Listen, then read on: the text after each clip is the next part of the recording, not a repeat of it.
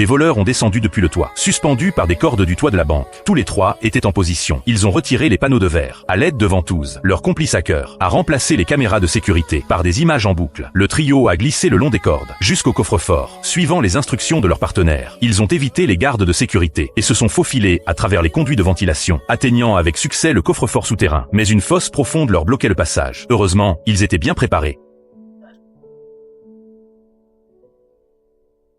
Un simple pont a été construit. Ils ont traversé prudemment, craignant de faire la moindre erreur. Bientôt, les trois ont atteint l'entrée du coffre. L'un d'eux a mis une fausse empreinte digitale et a réussi à passer le scanner biométrique. Sean et Hugo ont produit les clés. Ils devaient les tourner simultanément pour déverrouiller la porte du coffre. Enfin, ils ont vu le coffre au trésor volé. Mais ils ne pouvaient pas y entrer simplement. Sous le sol du coffre se trouvait une balance mortelle. Si le poids se décalait, Si l'équilibre changeait, le piège s'activerait. Juste à ce moment-là, un coéquipier a pulvérisé de l'azote liquide sur la balance. Le sol a gelé instantanément, voyant la glace recouvrir le sol. Sean a lentement pénétré à l'intérieur. L'aiguille est restée immobile. Le trio a commencé à chercher les pièces d'or. Juste au moment où Hugo a trouvé une pièce, l'équipe de sécurité a soudainement senti que quelque chose n'allait pas. Ils ont immédiatement envoyé du personnel inspecter le coffre. Au moment où les voleurs tentaient de s'échapper, l'un de leurs coéquipiers s'est soudainement retourné contre eux. Pourrait-il encore s'échapper en toute sécurité?